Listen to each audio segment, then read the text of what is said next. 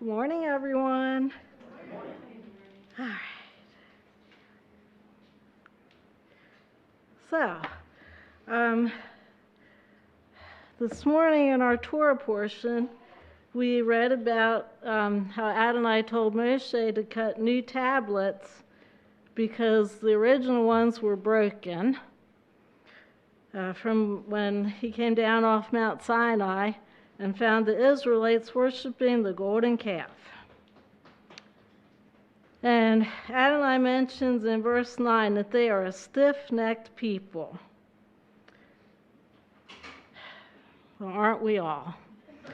Yeah. Let me get back here to the... That's not my whole Drash. But it could. There was a verse that when she was reading, I was like, I need to include that in my Drash. And so I want to find it because I'm going to need that in a few minutes. So anyway, Moses was upset. He broke the tablets. He made new ones. But in verse 10,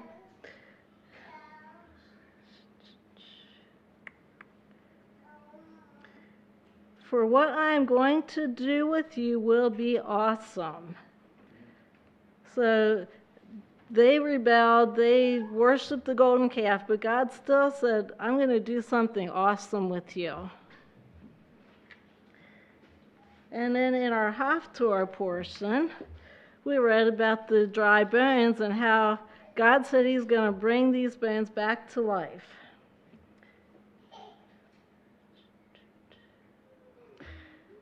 Now, some of you might remember my story about the grocery bags. So I had to include that in my Drash today.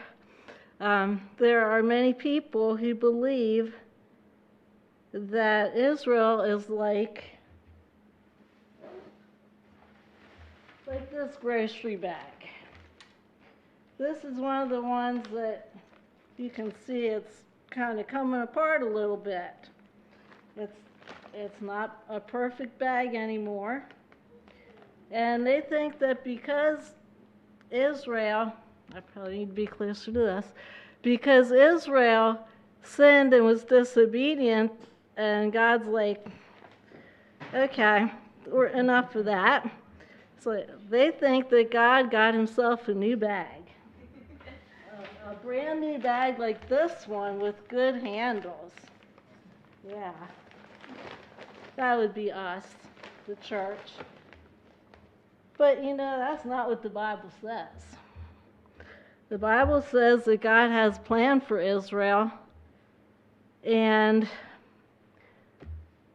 that they're still his chosen people.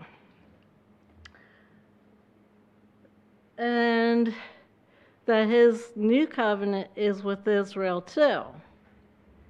And that we get to participate in that just because we are grafted into Israel.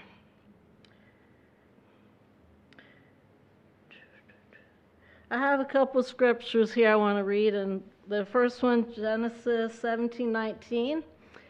But God said, on the contrary, Sarah, your wife, will bear you a son, and you must name him Isaac. So I will confirm my covenant with him as an everlasting covenant for his seed after him. And then we're going to read Psalms 105, 8-10.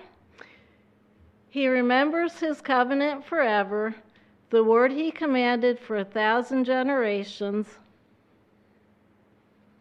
which he made with Abraham and swore to Isaac, and confirmed to Jacob as a decree to Israel as an everlasting covenant. And then Jeremiah 31, 1-5. Thus says Adonai, the people surviving the sword found grace in the wilderness where I gave Israel rest. From afar Adonai appeared to me. Yes, I have loved you with an everlasting love. Therefore I have drawn you with loving kindness. Again I will build you, so you will be rebuilt, virgin Israel. Again, you will take up your tambourines as ornaments and go out to dances of merrymakers. Again, you will plant vineyards on the hills of Samaria. Planters will plant and use them. For there will be a day when watchmen will call out in the hill country of Ephraim, "Arise, let us go up to Zion, to Adonai our God." So God's still got a plan. We get to be part of it. And I thought of something as I was on my way here this morning that I'm going to add to this. God isn't like anybody else or anything else. He's high above everything else. He's far above everything else, and we can't even imagine what he's like. But he's unique. And that's why he's called us to be unique as well, to be different, to be distinct, because we're called out and we're chosen. And that's my Drash for today. Shabbat Shalom. All right, good job.